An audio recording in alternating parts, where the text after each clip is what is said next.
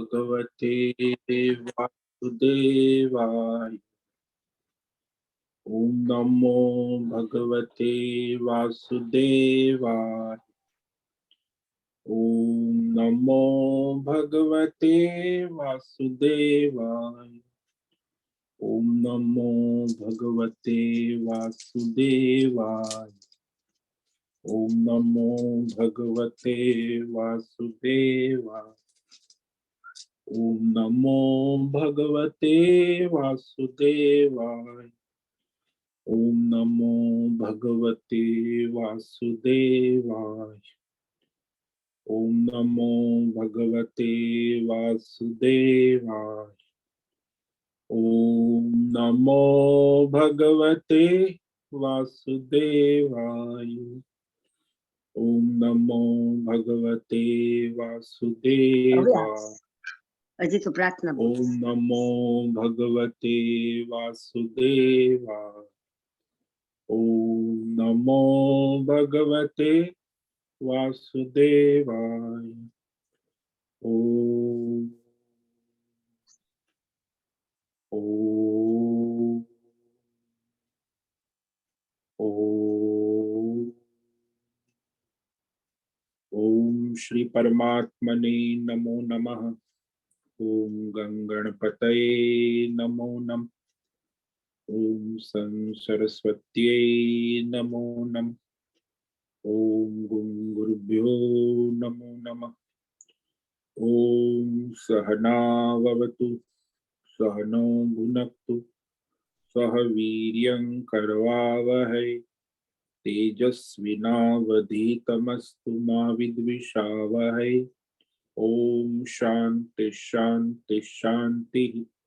सदाशिवसमारंभां शंकराचार्य मध्यमा अस्मदाचार्यपर्यन्तां वंदे गुरुपरंपरा।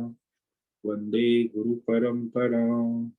ओम पार्थाय प्रतिबोधितां भगवता नारायणेन स्वयं व्यासेन ग्रथितां पुराणमुनिना मध्ये महाभारतम् अद्वैतामृतवर्षिणीं भगवतीम् अष्टादशाध्यायिनीम् अम्ब त्वामनुसन्दधामि भगवद्गीते भवद्वेषिणि गीते भवद्वेषिणि। वसुदेवसुतं देवं कंसचाणूरमर्दनं देवकी परमानन्दं कृष्णं वन्दे जगद्गुरु। कृष्णं वन्दे जगद्गुरु। नमस्ते परमं ब्रह्म सच्चिदानन्दरूपाय निर्गुणाय नमस्तुभ्यं ओंकाराय नमो नमः। ओंकाराय नमो नमः। सर्वे दुर्गाणि तरन्तु सर्वे भद्राणि पश्यन्तु सर्वे सद्बुद्धिमाप्नोतु सर्वे सर्वत्र नन्दतु सर्वे सर्वत्र नन्दतु। ओम तत्सत्। ओम ओम ओम। आप सभी ऑनलाइन जूम पर उपस्थित भगवद गीता श्रवण साधकों को आज प्रातः का अभिवादन अभिनंदन अभिवंदन। हरि ओम हरि ओम हरि ओम। हम सबको आज का यह दिव्य दिन तन मन धन जन देश काल विषय वस्तु परिस्थिति अवस्थाएं अध्यात्म भौतिक दैविक क्षेत्र सभी को अपने अपने पूर्व में अनंत जन्मों में किए संचित पाप पुण्य धर्म अधर्म मिश्र कर्मों के पके हुए फल स्वरूप में वर्तमान में आज अपने अपने प्रारब्ध अनुसार परमेश्वरी अचिंत्य योग माया के माध्यम से प्रसाद स्वरूप में प्राप्त हुआ है। अतः आज का यह दिव्य दिन परमार्थ हेतु निष्काम सेवा यज्ञ देव यज्ञ ऋषि यज्ञ पितृ यज्ञ नृ यज्ञ भूत यज्ञ सात्विक दान शारीरिक वाचिक मानसिक तप निष्काम कर्म योग ध्यान योग भक्ति योग ज्ञान योग साधनाएं स्वाध्याय विद शास्त्रों का अध्ययन अध्यापन उपासना आराधना के लिए समर्पित करे और कराए। अत्यंत दुर्लभ मनुष्य जीवन को परमार्थ हेतु सार्थक करे और कराए।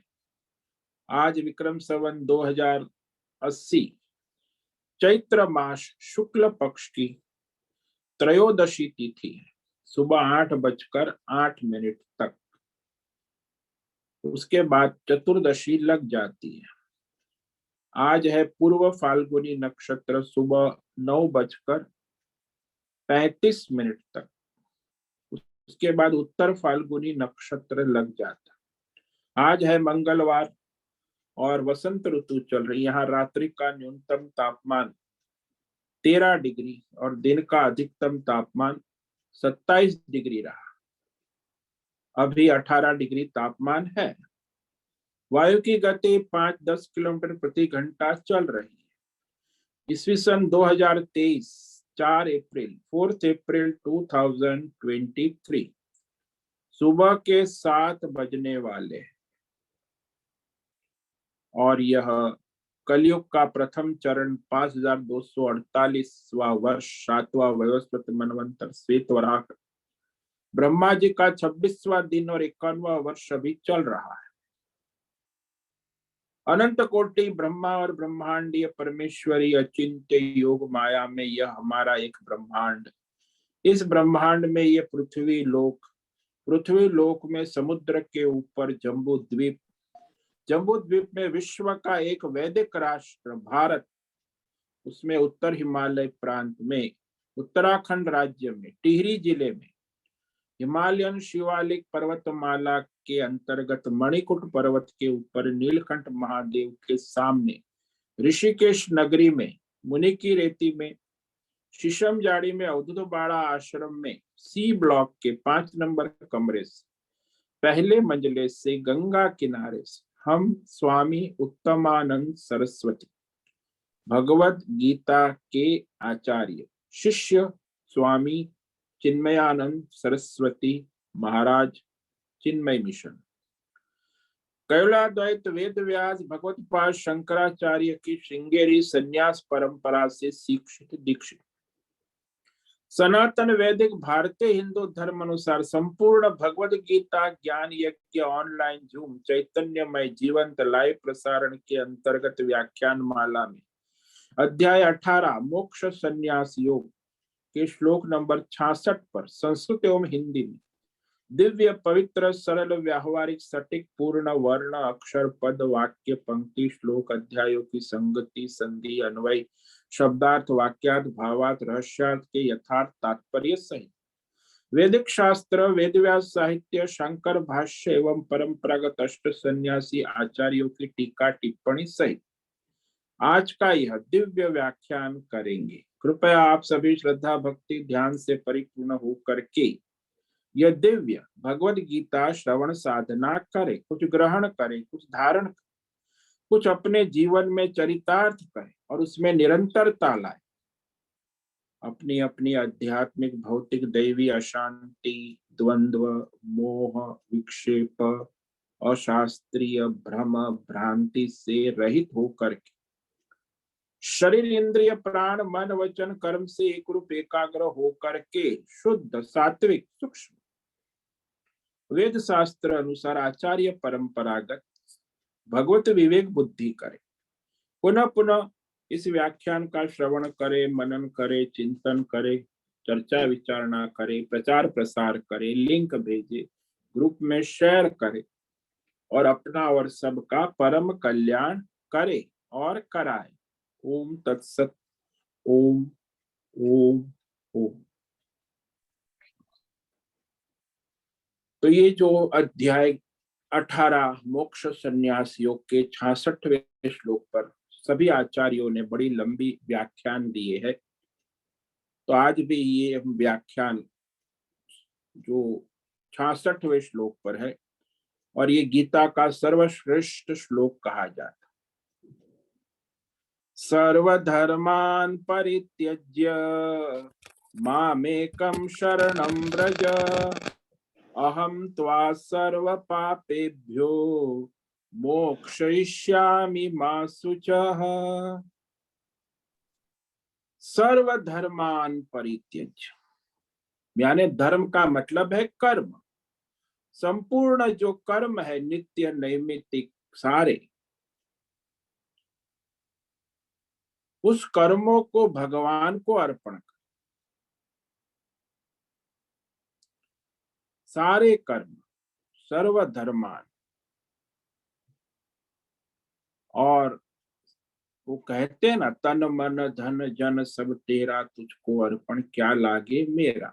ये उसी का अर्थ है सीधा। सर्वधर्मान परित्यज्य मामेकम शरणम व्रज। तो सारे कर्तव्य कर्म, धर्म, नित्य कर्म जो भी है आप अपने कर रहे हो, वह परमेश्वर को समर्पित कर। एक परमात्मा ही उसकी शरण में आ जाए। भाई शरणागति होंगी तब समर्पण होगा ना। जब शरणागति नहीं है तो समर्पण कैसे होगा। इसीलिए भगवान ने कहा शरणागत हो जा, परमेश्वर की शरण में आ जा। और क्या होगा तो बोले, मैं तुम्हें संपूर्ण धर्म धर्म पाप पुण्य कर्म बंधनों से छुड़ा दूंगा, मोक्षयिष्यामि। सारे भौतिक अध्यात्म दैवी कर्म बंधनों से मुक्त कर दूंगा। तू चिंता मत कर, शोक मत कर।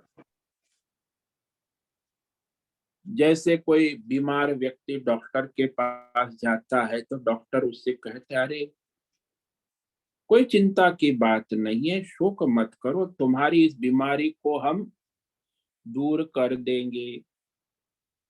बस थोड़ा समय लगेगा, लेकिन तुम्हें सारे कष्टों से हम मुक्त कर देंगे। सो डॉक्टर का आश्वासन, शोक मत करो, चिंता मत करो, तुम स्वस्थ हो जाओगे। वैसे भगवान भी यहाँ कहते, तुम शोक मत करो, चिंता मत करो, तुम भी स्वस्थ हो जाओगे। केवल ईश्वर समर्पित भाव से अपना स्वधर्म कर्तव्य करो। ईश्वर को केंद्र में रखो। संसार जो है इसमें ईश्वर को केंद्र में रखो। तो जिस प्रकार वेद श्रुति परमार्थ ज्ञान को बतलाकर परमात्मा में जो हमको देह आदि 27 तत्वों की प्रकृति माया को लेकर अहंकार उत्पन्न होता है, मैं और मेरा, ये अहंकार, ये 27 तत्व है। पंच महाभूत, 5 ज्ञानेन्द्रिय, 5 कर्मेंद्रिय, पंच विषय, मन बुद्धि चित्त अहंकार, सत्व गुण रजो गुण और तमो। और इसको हम मैं और मेरा कहते, इसी को अहंकार की प्रतीति होती। तो उसका निराकरण करने के लिए भगवान कहते हैं कि वेद शास्त्र यह कभी नहीं कहा है कि परमात्मा में जो ये 27 तत्व प्रकृति की प्रतीति है वह परमात्मा का स्वरूप है, ऐसा कभी नहीं कहा। ये संसार परमात्मा का स्वरूप है, ऐसा कभी नहीं कहा। वह मिथ्या है। लेकिन इस अहंकार में जो अहम है, मैं शुद्ध परमात्मा स्वरूप, प्रकृति से असंग शुद्ध बुद्ध मुक्त आनंद स्वरूप मैं सच्चिदानंद आत्मा, वो सत्य है। लेकिन अहंकार से जो इस 27 प्रकृति को आप मैं और मेरा, मैं देवदत्त, ये मेरा तन, ये मेरा मन, ये मेरा धन, ये मेरा जन, ये तो सारी प्रकृति है, माया है, स्वप्नवत है। वो मैं नहीं हूं, उसका मैं साक्षी दृष्टा आत्मा हूं। इसीलिए संसार में जब हम कहते हैं कि ये संसार जो है जैसे घड़ा है, तो घड़ा सामने दिख रहा है, तो उसे ऐसा ही कह रहे कि घड़ा नहीं है। तो क्या है भाई, मुझे तो घड़ा दिख रहा है, मिट्टी है, लेकिन मुझे नहीं दिख रही।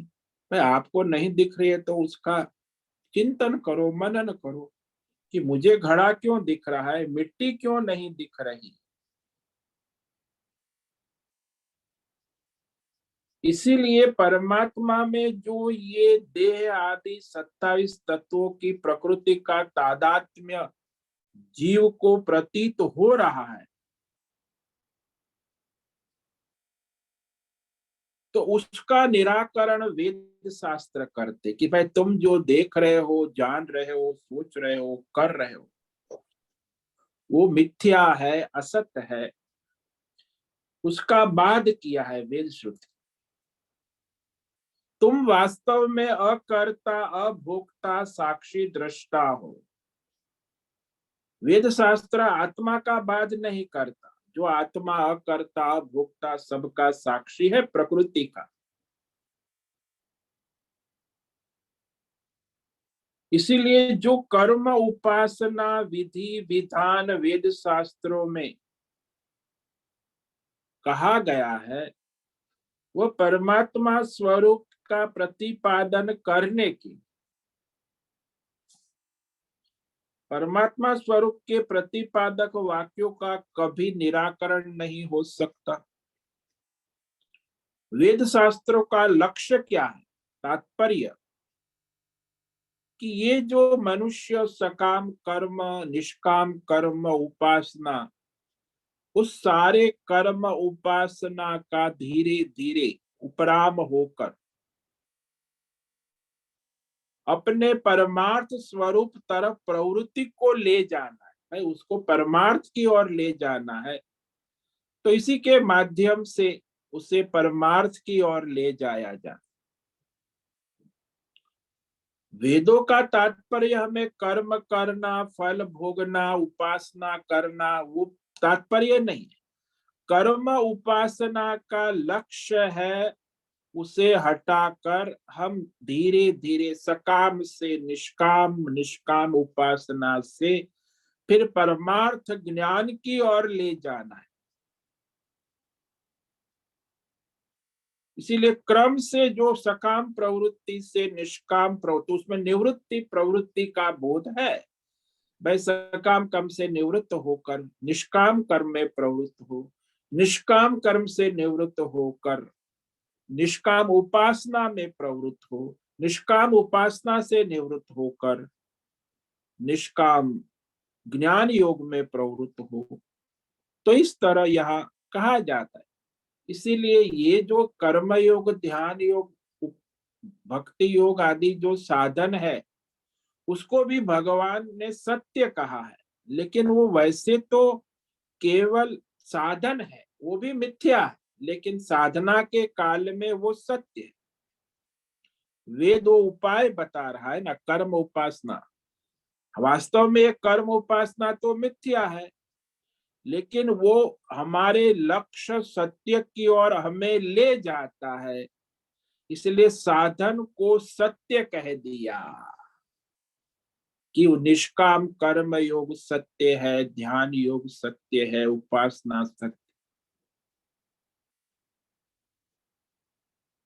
जैसे हम कहते हैं कि हमें मुंबई से दिल्ली जाना है, तो हम वहां स्टेशन पर किसी को पूछते हैं, भाई दिल्ली कौन से स्टेशन पर खड़ी है? अबे आप तो मुंबई में हो। तो आप मुंबई में हो और उससे दिल्ली, वो कहे 7 नंबर प्लेटफॉर्म पर, बस अभी जाने की तैयारी है, 10:30 बजे, जल्दी करो, टाइम हो गया है। तो आप दिल्ली, ट्रेन को दिल्ली कह रहे हैं। साधन है, ट्रेन साधन है, साधना है, ट्रेन दिल्ली नहीं है। आप ट्रेन में बैठोगे, फिर 24 घंटे के बाद आप साधना करोगे उसी ट्रेन में। तो फिर आप जब दिल्ली स्टेशन आएगा, तब आप उस ट्रेन को छोड़ दोगे कि दिल्ली आ गया। अब आपको दिल्ली तो वहां मुंबई में था, स्टेशन 7 नंबर प्लेटफॉर्म पर भी वो दिल्ली ही खड़ी था, लेकिन वो साधन है, इसीलिए उसको भी दिल्ली कह दिया। वो दिल्ली नहीं है। ऐसे ही ये निष्काम कर्म योग उपासना, इसको भी भगवान ने अपना स्वरूप कहा कि ये सत्य है, लेकिन वास्तव में वो साधन है, साधना है। उसके माध्यम से हम साध्य परमात्मा तक पहुंच सकते हैं। इसीलिए साधन को भी सत्य कह दिया जाता है।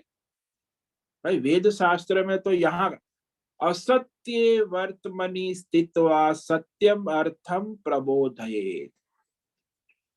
पर रास्ते सभी असत्य है, परंतु जिस लक्ष्य को प्राप्त कराते हैं वो सत्य है। इसीलिए उसे सत्य का रास्ता कहते हैं। वेद शास्त्र क्रम से चलने को कहते हैं।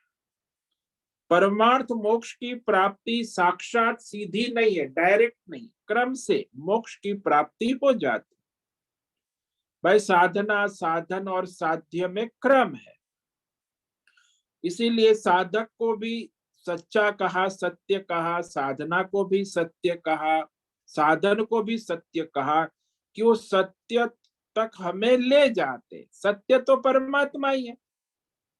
ये साधक सत्य नहीं है, साधना भी सत्य नहीं है, साधन भी सत्य नहीं, साध्य सत्य है परमात्मा। वही सनातन सत्य है। तो जिसे प्राप्त कराते हैं वो सत्य है। इसीलिए यहाँ कहा कि तो वे असत ही है, लेकिन वो हमें कहा जाता है कि वो सत्य है। साधारणतः हम घर में भी कहते हैं ना कि तुम ऐसा करोगे तो तुम्हें ऐसा फायदा हो। छोटे बच्चे को माँ बाप दूध पिलाने के लिए कहते, अरे तू दूध पिएगा तो तेरे बाल काले बड़े बढ़िया हो जाएंगे। दूध पीने से बाल बढ़ने का कोई संबंध नहीं। तो बच्चा छोटा है, उसके बाल छोटे हैं, उसे बाल बड़े करने हैं, तो वह दूध पीने लगता है।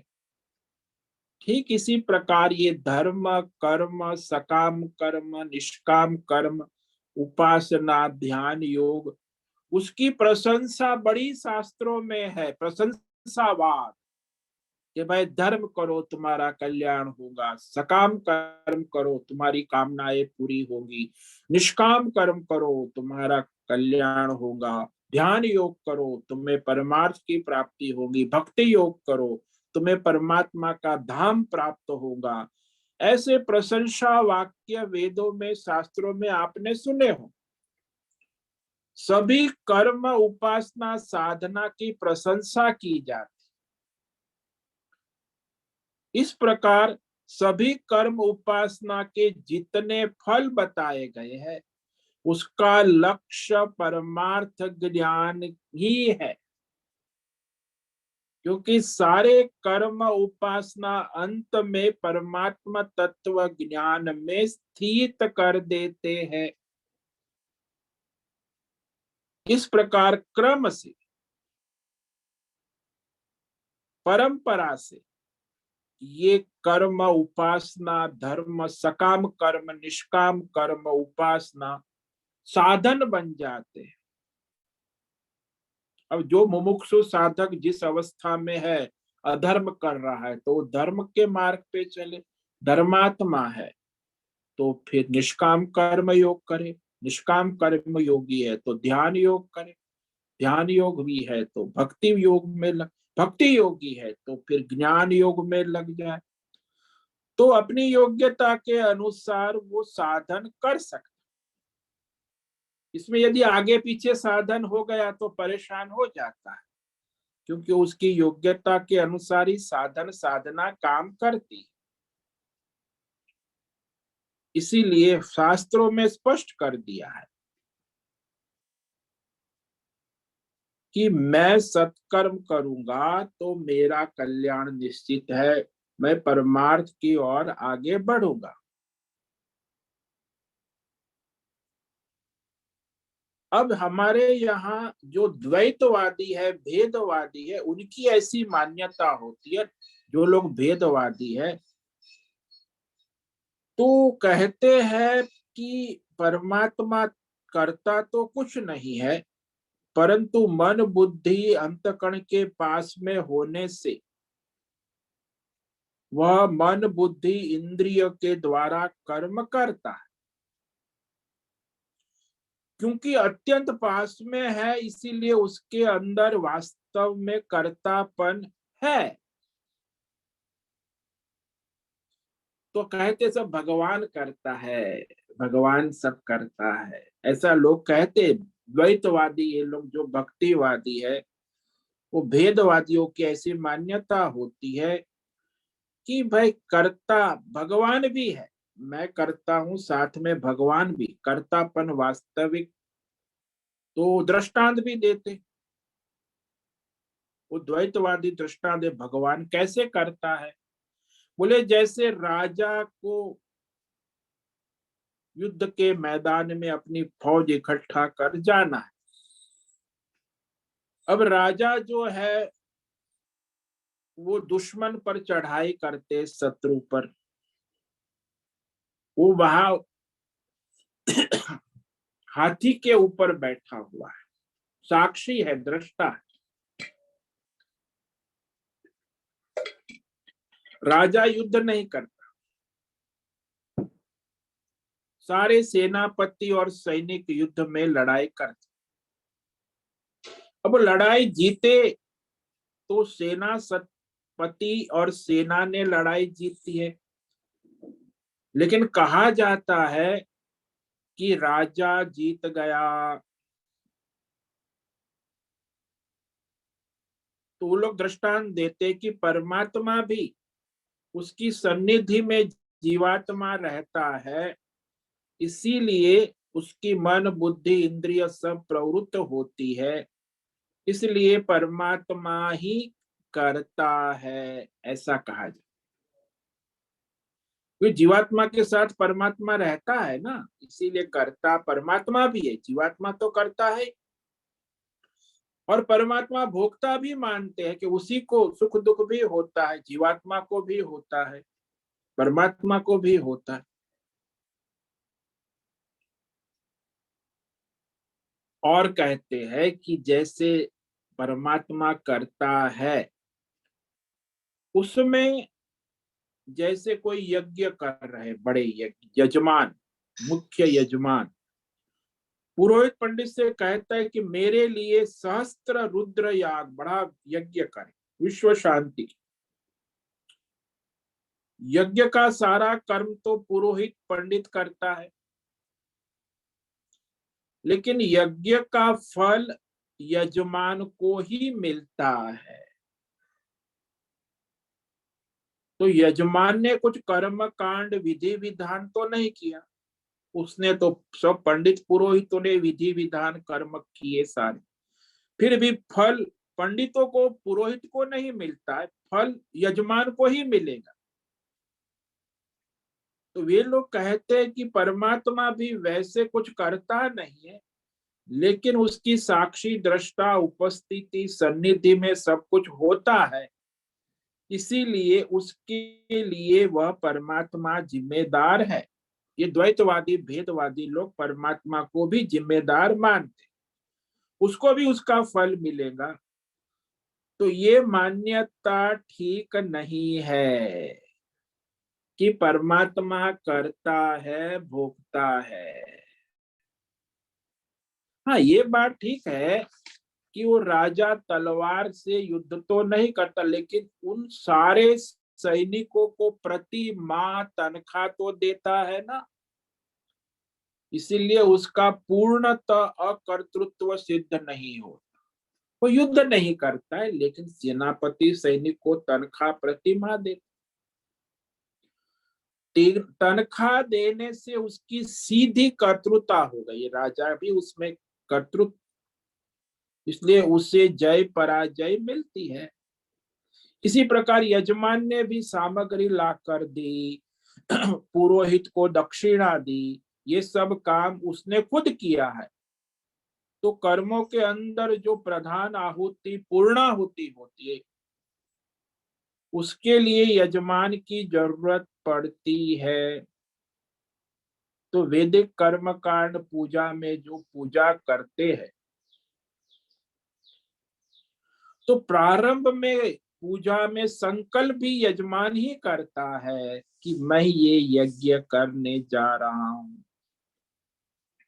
इस प्रकार वो जो करता है तो उस सारे कर्मों का फल यजमान को ही मिलता है। तो इन दोनों दृष्टांतों से ये समझिए, राजा और यजमान की केवल सन्निधि नहीं है।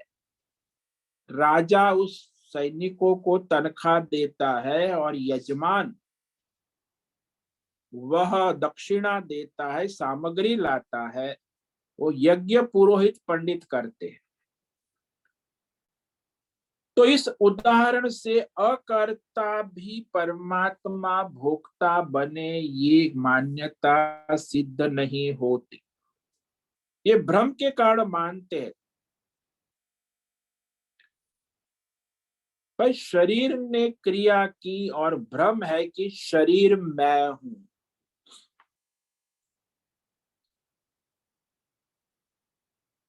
ये जो शरीर मैं हूं ये बहुत बड़ा भ्रम है ना। जैसे 99% मनुष्य अपने को शरीर मानते मैं, और शरीर के कारण फिर वो अपने को मनुष्य मानते हैं, अपने को ब्राह्मण क्षत्रिय मानते हैं, अपने को स्त्री पुरुष मानते हैं।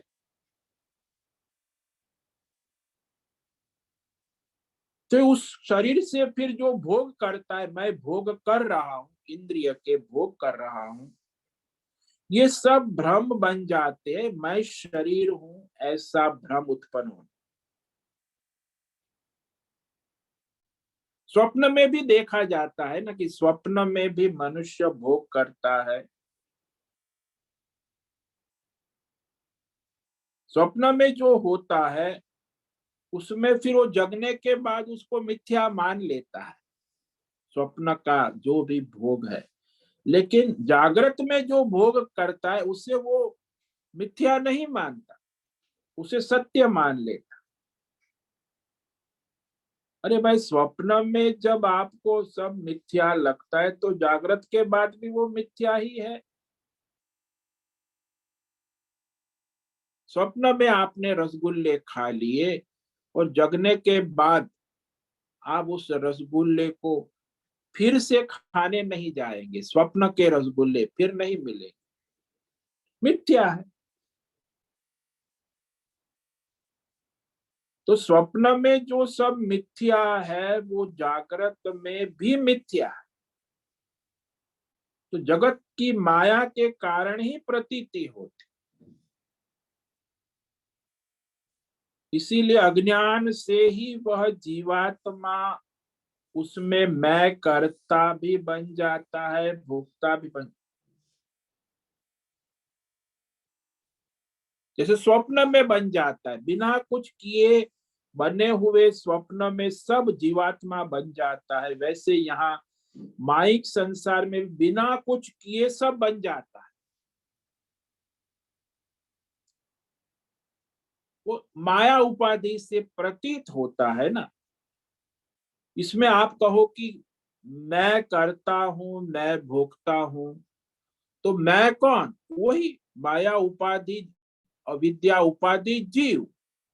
वास्तव में मैं परमात्मा स्वरूप हूं। परमात्मा कर्ता भोगता नहीं है। जैसे आप प्रतिदिन सो जाते सुषुप्त अवस्था में, गहरी नींद में, तो वहां आप न करता है, न भोगता है, न ज्ञाता है, सो गए। तो कर्ता भोक्ता हो तो सुषुप्ति में भी वो हमें पता चलता कि मैं सो रहा हूं, लेकिन किसी को पता नहीं चलता कि मैं सोने का कर्म कर रहा हूं, मैं सुषुप्ति में हूं, मैं करता हूं। वहां तो आप साक्षी हो गए, दृष्टा हो गए, सो गए। कर्तृत्व भोक्तृत्व सुषुप्ति में नहीं है। और ये मनुष्य को विवेक करना आवश्यक है। परमात्मा में कर्तृत्व भोक्तृत्व स्वभाव है ही नहीं। वो तो साक्षी दृष्टा ही है।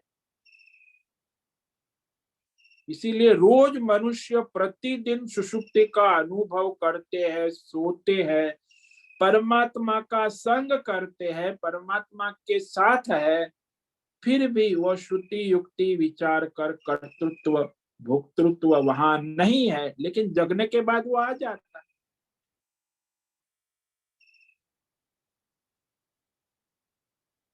तो यहाँ जिसने परमार्थ का सम्यक दर्शन अनुसंधान कर लिया, जैसे सुषुप्ति में परमार्थ का अनुसंधान सभी जीवात्मा कर, तो वहां कुछ कर्तृत्व भोक्तृत्व नहीं है। ऐसे यदि मनुष्य किसी को ज्ञान हो गया, परमार्थ से उसका अनुसंधान हो गया, तो उसमें भी कर्तृत्व भोक्तृत्व नहीं रहता। सुषुप्त व्यक्ति में कोई कर्म संभव नहीं। सो रहा मनुष्य है, वो क्या करेगा? कुछ नहीं कर सकता। सोया हुआ मनुष्य कुछ नहीं कर सकता। ऐसे ही जो आत्मज्ञान में उससे उपराम हो गया है, उसमें कोई कर्म संभव नहीं है। जैसे स्वप्न के बारे में विचार नहीं, यहाँ कर्म जो है सुषुप्ति में संभव नहीं है, ऐसे ही आत्मज्ञान में भी कर्म संभव नहीं।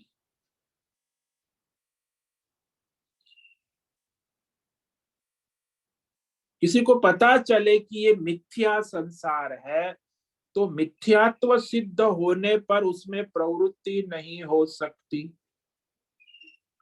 जैसे आपने स्वप्न देखा और स्वप्न में आप अपनी एनजीओ चलाते, जरूरतमंद गरीबों की सहाय करते स्वप्न में, और जरूरतमंद की सहाय करते, आपका एनजीओ स्वप्न में चल रहा है, और फिर आप जग गए।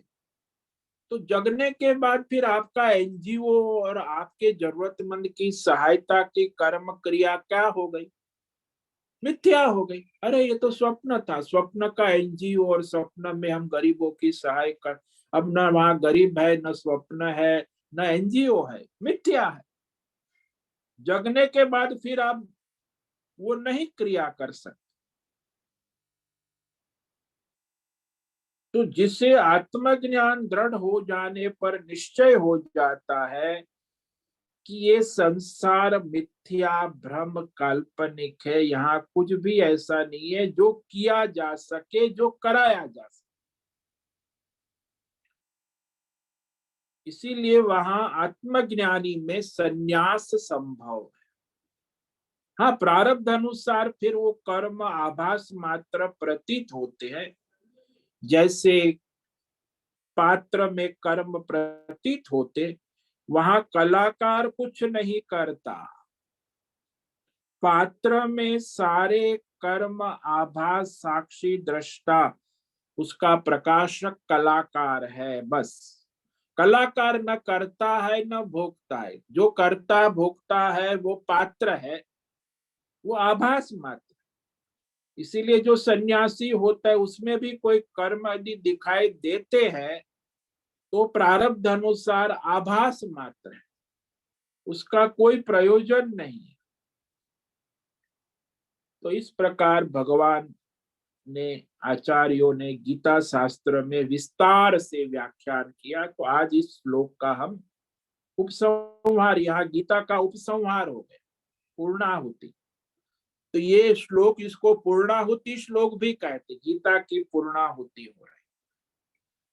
तो 18वें अध्याय में अंत में आकर ये जो वेद शास्त्र का सार, सारे शास्त्रों का उपसंहार भगवान ने यहाँ कर दिया।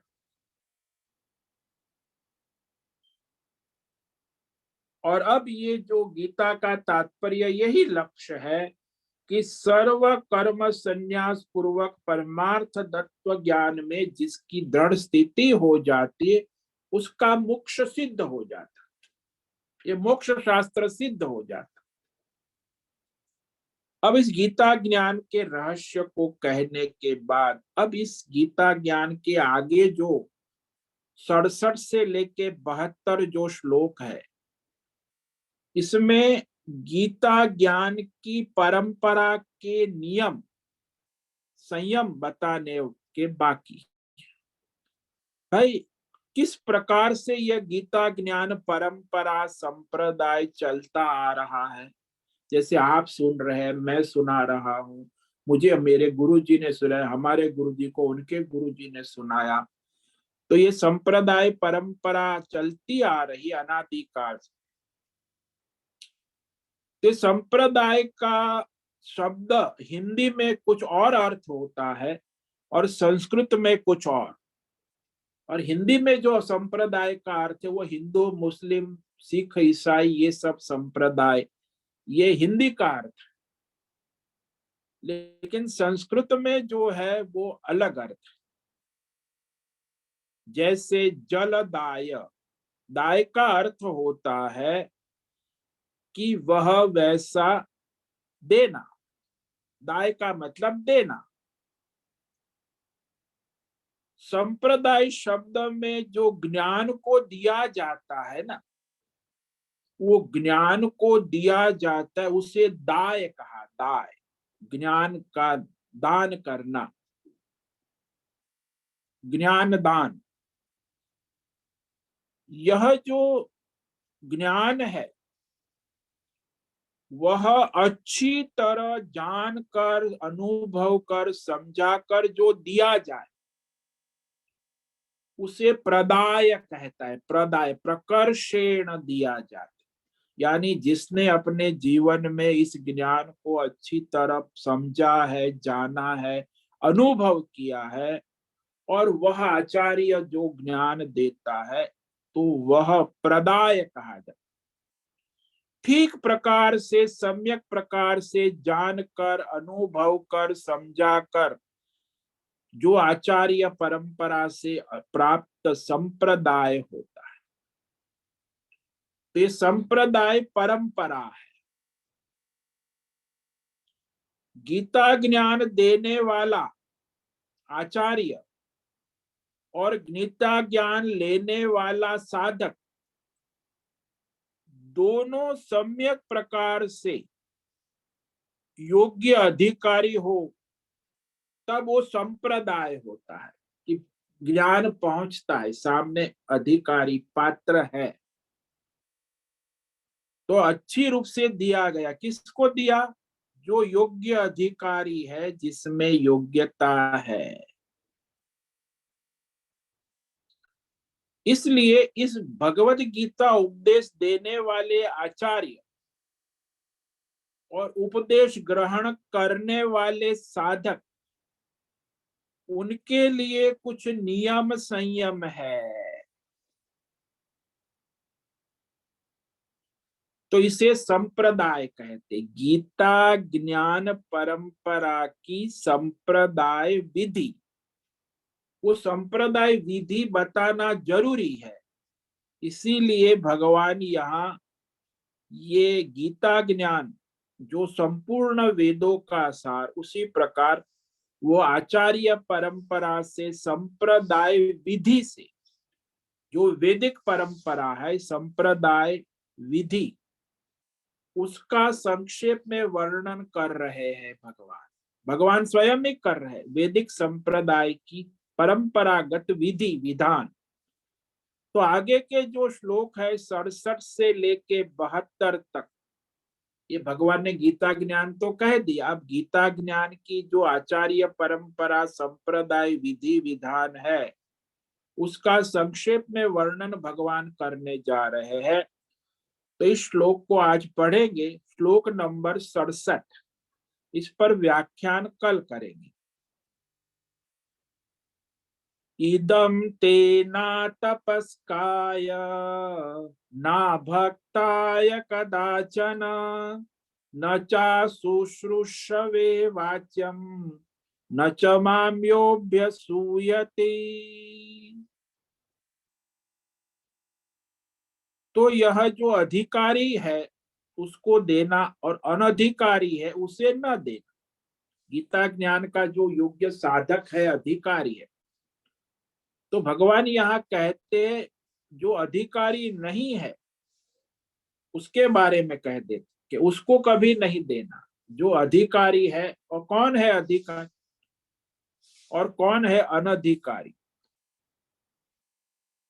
तो इसमें कहा भगवान ने इदम, यह गीता ज्ञान रहस्यमय उपदेश किसी भी देश काल परिस्थिति में कदाचन कदाचन किसी भी देश काल परिस्थिति अतपस्काय,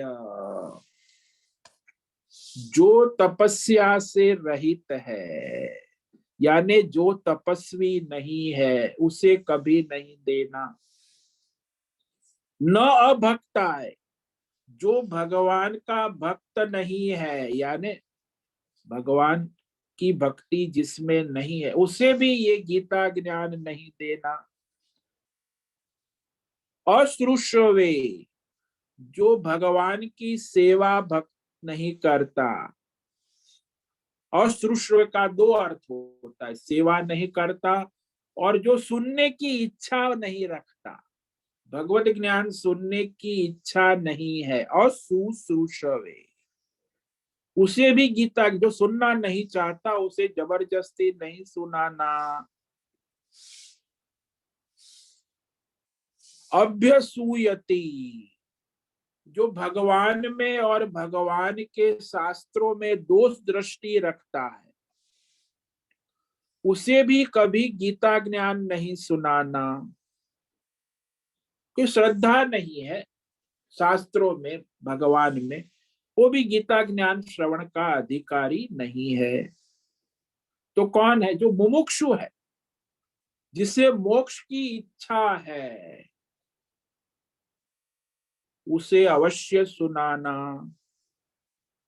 तो इस श्लोक पर हम कल व्याख्यान करेंगे। तो इस प्रकार ये जो सर्वधर्मान परित्यज्य, उसकी जो संपूर्ण आचार्यों की, सभी आचार्यों की व्याख्या का समापन करते हैं। और ये श्लोक आप मनन करें, चिंतन करें, स्वाध्याय करें।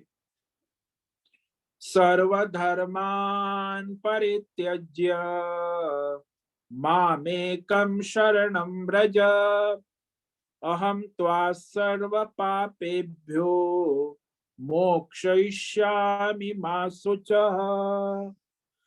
धर्म का मतलब है संपूर्ण कर्म, सकाम निष्काम सभी कर्म, धर्म कर्म, कर्तव्य कर्म। मामेकं शरणं व्रज, परित्यज्य यानी सब मुझ में अर्पण करके केवल मुझ परमेश्वर की शरण में आ जा, यानी शरणागति ले ले।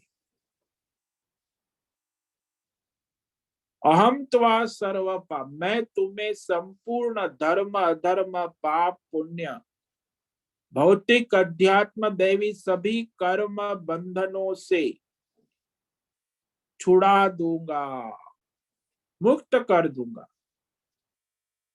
मां शुचः, शोक मत कर, चिंता मत कर। क्योंकि अर्जुन विषाद योग, भगवान उस विषाद को दूर करने, ये अंतिम शब्द भी भगवान का वही है कि तू शोक मत कर, मेरी शरण आ और अपना स्वधर्म कर्तव्य मुझे अर्पण कर। मैं तेरे सारे कष्ट दुख भय शोक सबको पार करा दूंगा। मां शुच। तो इस प्रकार मनुष्य चिंता मुक्ति का ये भगवद गीता का उपदेश, विषाद शोक चिंता न करो, जहां जैसे हो प्रारब्ध अनुसार अपना स्वधर्म कर्तव्य ईश्वर को समर्पण करते जाओ। तो भगवान की शरण और समर्पण से, भगवान की कृपा से आप सारे कर्म बंधनों से मुक्त हो जाओगे। ओम नमो नारायणाय, ओम नमो नारायणाय, ओम नमो नारायणाय, ओम नमो नारायणाय, ओम नमो नारायणाय। कायेन वाचा मनसेन्द्रियेण वा बुद्ध्यात्मना वा प्रकृते स्वभावात् करोमि यद्यत् सकलं परस्मै नारायणायेति समर्पयामि, नारायणायेति समर्पयामि। ओम सर्वे भवन्तु सुखिनः, सर्वे सन्तु निरामयाः, सर्वे भद्राणि पश्यन्तु, मा कश्चित् दुःखमाप्नुयात्, अस्तु मा सद्गमय, तमसो मा ज्योतिर्गमय, मृत्योर्मा मृतंगमय। ओम पूर्णमद पूर्णमिदं पूर्णात् पूर्णमुदच्यते पूर्णस्य पूर्णमादाय पूर्णमेवावशिष्यते। ओम शांति शांति शांति। शंकरं शंकराचार्यं केशवं बादरायणं सूत्र भाष्य कृतौ वंदे भगवन्तौ पुनः पुनः। ईश्वरो गुरुरात्मेति मूर्ति भेद विभागी, व्योमवद्व्याप्तदेहाय दक्षिणामूर्तये नमो। ओम गुं गुरुभ्यो नमो।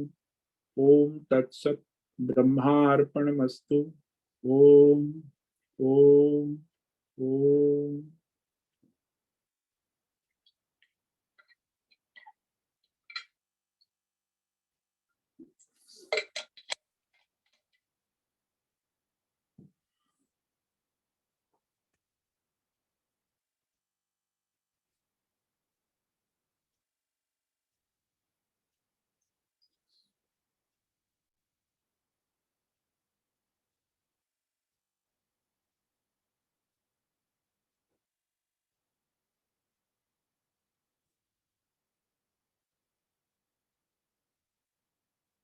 प्रश्नोत्तर का समय काल है। किसी को कोई प्रश्न है उस तो आप पूछ सकते हैं। कोई भी साधक अपना प्रश्न पूछ सकता।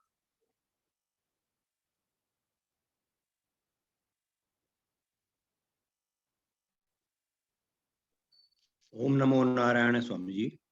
ओम नमो नारायण। बोलो शर्मा जी। हाँ जी स्वामी जी, बहुत बहुत धन्यवाद। आपने इस श्लोक को बहुत विस्तृत एक्सप्लेन किया।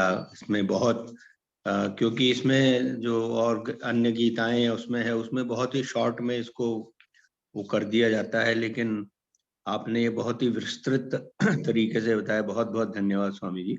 स्वामी जी, लेकिन एक शंका मन में होती है कि यदि सब कुछ इस तरह से साधक को या जीव को कहा कि अर्पण मुझ में कर दो और प्रारब्ध अनुसार अपने सब कर्म सकाम निष्काम हम्म, ईश्वर के अर्पण करके उसके हिसाब से आप जीवन यापन अगर है, परंतु जीव आत्मा जो है हर जैसे जीव जो मनुष्य योनि है उसको उत्तम योनि माना गया, परंतु अब पूर्व जन्म के तो कुछ याद रहता नहीं है।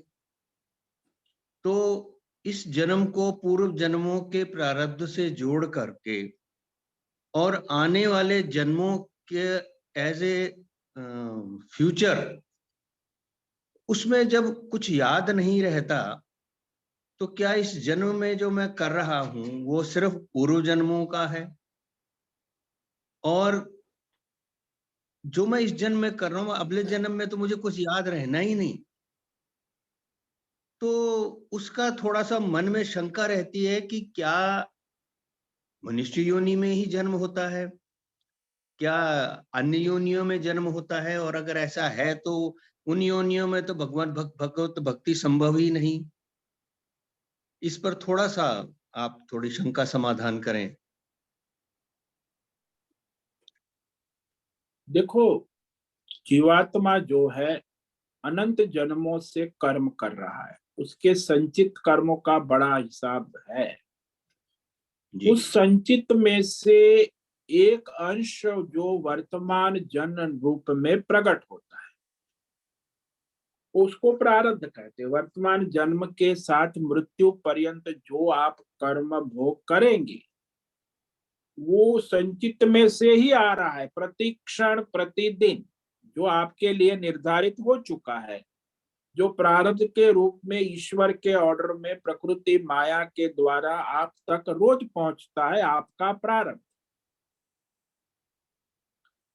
अब वो प्रारब्ध आपके सामने है, उसमें आप यदि चॉइस है आपको कि वो ईश्वर को समर्पित भाव से करे या अहंकार से करे, अपने राग द्वेष से प्रेरित होकर करे, मुझे ये पसंद नहीं है, मुझे ये पसंद है, या धर्म के अनुसार करे या अधर्म के अनुसार करे, या ईश्वर को समर्पित भाव से करे या सकाम भाव से करे, या मनुष्य को बहुत चॉइस है।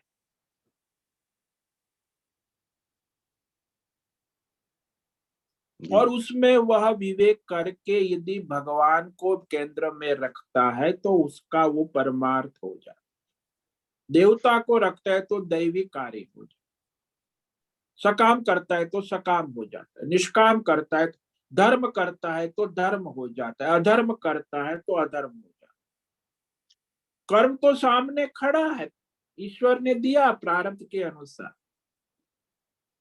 वही जो आप सुबह नाश्ता करोगे, अभी आप 8 बजे, तो नाश्ते के समय दुनिया में सभी लोग नाश्ता करेंगे, तो ये सारे इस कैटेगरी में आएंगे। कोई सुबह उठ के नाश्ता करेगा, अधर्म करेगा, नॉन वेज खाएगा, शराब पिएगा, गाली गलौज करेगा और अपना नाश्ता करेगा, तो अधर्म है, पाप है, उसको चॉइस है। दूसरा व्यक्ति है, वो धर्म करेगा, वो धर्म के अनुसार सुबह नाश्ता करेगा, उसकी भी उसे चॉइस है। मैं कुछ अपनी जो भी सुबह नाश्ता बना है, पोहा बना है, तो पोहा अपना लेगा। तीसरा है, वो अपनी कामना के अनुसार कि मुझे पोहा पसंद नहीं है तो मैं बिस्कुट खाऊंगा, मैं मिठाई खा लूंगा, नमकीन खा लूंगा, लेकिन मैं पोहा नहीं खाऊंगा। वो भी चॉइस है, भाई वहां नमकीन भी है, बिस्कुट भी है। चौथा है, उसको भी चॉइस है, चौथी चॉइस के नाश्ता तो है सामने, करना है 8 बजे, तो मैं ईश्वर को समर्पित भाव से, भगवान को याद करके, निष्काम भाव से भगवान के प्रसाद रूप में पोहा ग्रहण करूं, प्रसाद बुद्धि, वो भी उससे चॉइस है। तो इस तरह प्रारब्ध तो है, नाश्ते का समय है और उस समय कर्म भी करना है, और उस कर्म धर्म को करने में उसे जो स्वतंत्रता दी है मनुष्य को भगवान, और उस स्वतंत्रता का ज्यादातर मनुष्य समाज दुरुपयोग करता है, अधर्म करता है, पाप करता है, अहंकार से प्रेरित होकर राग द्वेष से अपने कर्म करता है, इसीलिए वो कर्म बंधन में और संचित बढ़ने लगता। यदि वो ईश्वर समर्पित भाव से नाश्ता करता है तो उसे कर्म बंधन से भी छुटकारा मिल जाता, संचित नए नहीं खड़े होते, और उसके प्रारब्ध का क्षय भी हो जाता है, और उसका परमार्थ भी आगे प्रशस्त हो जाता है। इसीलिए ज्यादातर मनुष्य को पता ही नहीं कि हम जो कर रहे हैं वो जैसे बंदूक से गोली निकलती है, ऐसे वो अपना काम अपने निशाने पर जाती है।